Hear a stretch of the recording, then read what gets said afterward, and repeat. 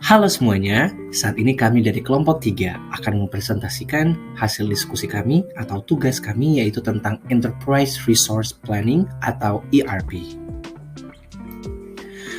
Anggota dari kelompok 3 yaitu adalah Angelina Wenzen, ada Christine Payawa, saya sendiri Vincentius Rumondor, dan teman saya Yeremia Tumiwa. Nah, teman-teman, ERP merupakan sebuah sistem yang mendukung proses bisnis dengan menyediakan informasi secara real-time yang kemudian terintegrasi antar divisi fungsional perusahaan. Nah, dengan adanya ERP ini, perusahaan dapat menstandarisasi, menyederhanakan, dan kemudian mengintegrasikan proses bisnis seperti keuangan, sumber daya, pengadaan, distribusi, dan sebagainya. Nah, tujuan dari ERP sendiri yaitu adalah untuk mengintegrasikan atau mengkoordinasikan sumber daya pada suatu perusahaan yang sedang berkembang yang kemudian ingin meningkatkan daya saing yang lebih efektif dan efisien. Kata kuncinya adalah ERP, efektif, dan efisien. Nah, dalam penggunaan ERP tentunya mempunyai kelebihan. Kelebihan yang pertama ERP adalah menawarkan sistem terintegrasi. Kemudian ERP juga memungkinkan melakukan integrasi secara global, jadi secara mendunia.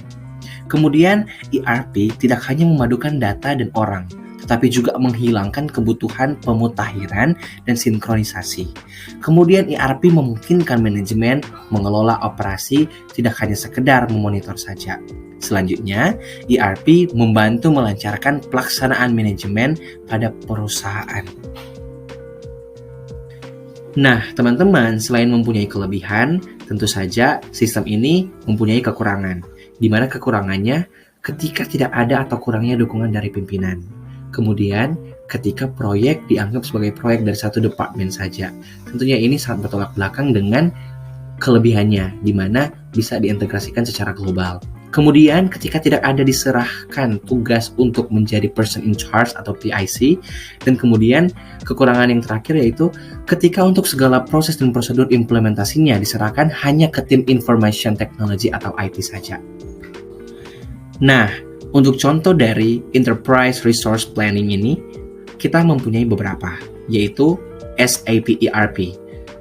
Perusahaan ini mempunyai pengalaman lebih dari 40 tahun dan kemudian hampir 50.000 pelanggan perangkat lunak ERP. Luar biasa ya. Kemudian ada Oracle's e-business suite. Nah, mungkin ini adalah sebuah perusahaan yang tidak asing bagi anak-anak di bidang IT. Kemudian ada Microsoft Dynamics NAV dan selanjutnya ada Odoo, yaitu perangkat lunak atau open source yang digunakan untuk mengelola bisnis perusahaan secara menyeluruh. Nah, selain 4 contoh yang tadi, ada juga Sage Intacct, kemudian ada Workwise, dan NetSuite ERP. Teman-teman, ternyata ada beberapa perusahaan di Indonesia yang juga telah menerapkan ERP. Nah, berikut adalah contohnya, seperti Telkomsel, Garuda Indonesia, PT Semen Gresik, PT HM Sempurna, PT Indofood, PT PLN, dan yang lainnya. Luar biasa, ternyata ERP sendiri sudah digunakan di Indonesia. Dari beberapa pembahasan tadi, dapat kami simpulkan bahwa Enterprise Resource Planning atau ERP adalah sistem perangkat lunak modular yang dirancang untuk mengintegrasikan area fungsional utama dari proses bisnis perusahaan ke dalam satu sistem yang terpadu. Kemudian, ERP sendiri dapat menstandarisasi, menyederhanakan, dan mengintegrasikan proses bisnis. Selain itu, ternyata selain digunakan oleh perusahaan internasional, ERP juga telah digunakan perusahaan lokal di Indonesia. Nah, kami mempunyai 2 saran, yaitu pertama, untuk perusahaan-perusahaan lokal di Indonesia sangat berharap bahwa ERP untuk bisa digunakan.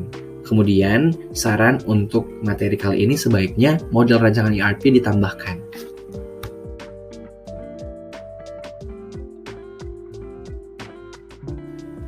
Dari fungsi dan tujuan yang luar biasa dari Enterprise Resource Planning, kami berharap materi ini dapat berguna bagi teman-teman semua.